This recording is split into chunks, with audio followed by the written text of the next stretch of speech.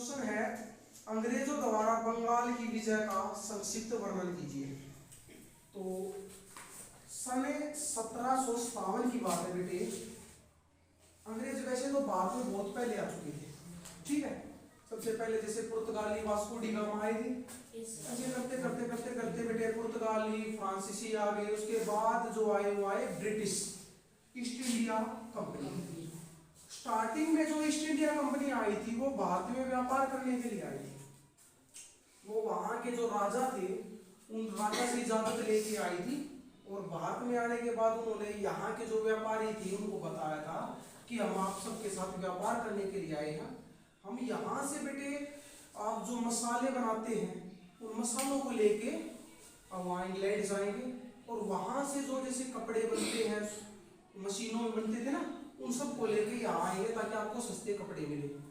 तो बेटे देखते ही देखते क्या था, उन्होंने देखा कि भाई हर बार कहीं ना कहीं उनके साथ एक दिक्कत हो रही थी कि भाई उनको पैसे लेने देने पड़ते थे, बदले में सामान लेना देना पड़ता था।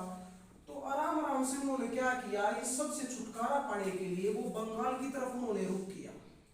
पहले आए थे वो गोवा की तरफ, लेकिन गोवा से वो कहाँ की तरफ चले गए, बंगाल।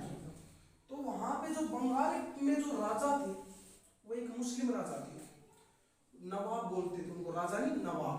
हमारे यहाँ किसी को राजा बोलते थे, किसी को महाराज बोलते थे, किसी को सुल्तान बोलते थे, किसी को नवाब बोलते थे। तो वहाँ जो बंगाल के जो राजा थे, हमारी भाषा में बात करें वो थे वहाँ के नवाब, और नवाब का नाम था सिराजुद्दौला। क्या नाम था? सिराजुद्दौला।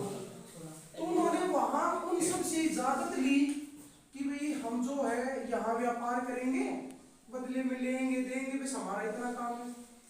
लेकिन देखते ही देखते उन्होंने क्या किया, सिराजुद्दौला के खिलाफ लड़ाई शुरू की। सिराजुद्दौला की सेना इतनी बड़ी थी बेटा कि वो मिनट में उनको कुचल सकती थी, अंग्रेजों को चंद मिनटों में कुचल सकती थी।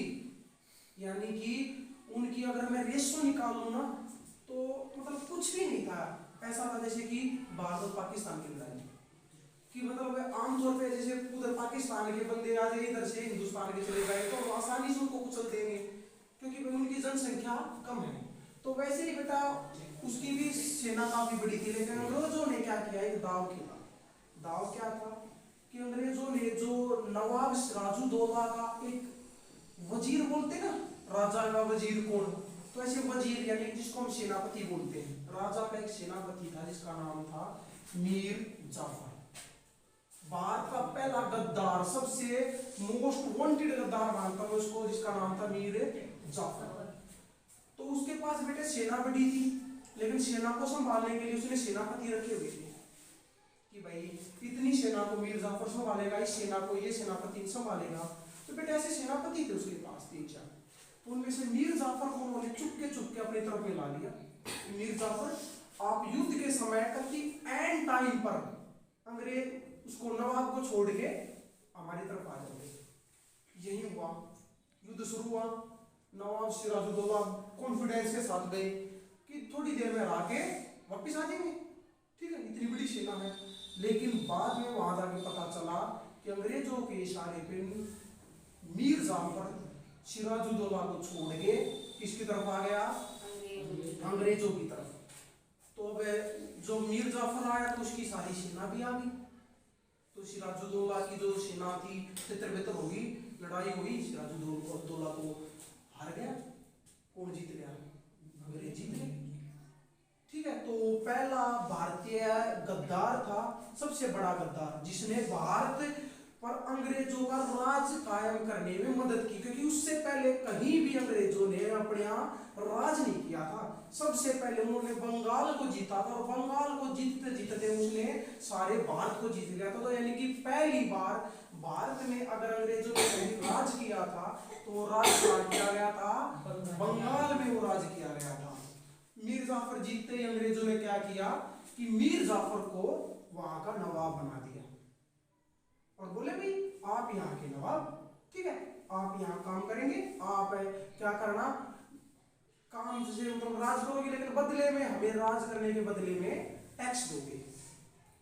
और उस टैक्स से वे क्या करते थे अंग्रेज, उस टैक्स से वो माल लेते देते थे। अब उन्हें इंग्लैंड इंग्लैंड से कोई पैसा वगैरह लेने की जरूरत नहीं थी, कुछ भी करने की जरूरत नहीं थी। वहां उन्होंने जो नवाब ने जो टैक्स दिया, उस टैक्स के बदले में उन्होंने चीज खरीदी, उस चीज को वहां जाके बेच दिया। ठीक है, तो ऐसे चलता गया। लेकिन थोड़े समय बाद उन्होंने क्या किया, मीर जाफर को गद्दी से उतार कर मीर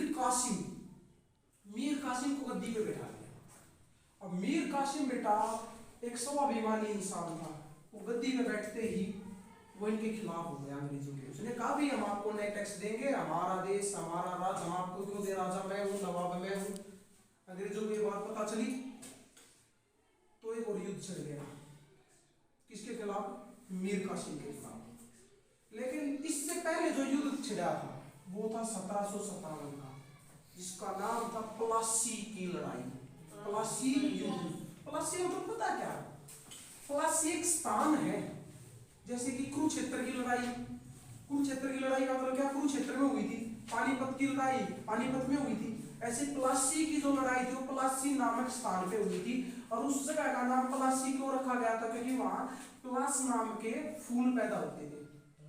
हाँ, तो जो फूल थे ना, उन फूलों के नाम पर जो था, उस जगह का नाम प्लासी रख दिया गया। और प्लासी में 1757 का युद्ध हुआ, जिस युद्ध में अंग्रेजों ने किसने, वो नवाब सिराजुद्दौला को हरा दिया और मीर जाफर को वहां का नवाब बना दिया। मीर जाफर के बाद किसको बना दिया, मीर कासिम को। मीर कासिम ने भी क्या था कि भाई हम भी आपकी गुलामी नहीं करेंगे, तो मीर कासिम और अंग्रेजों का फिर से एक युद्ध हुआ, जिसका नाम था बक्सर का युद्ध। और उस युद्ध में क्या किया, अंग्रेजों ने मीर कासिम को भी हरा दिया। ठीक है, उसे गद्दी से उतार दिया और फिर से अंग्रेजों का राज वहां हो गया। तो ये थी हमारी कि भाई जो 1757 की जो इन्होंने बताई अंग्रेजों द्वारा बंगाल की विजय, कि अंग्रेजों ने कैसे बंगाल को जीता।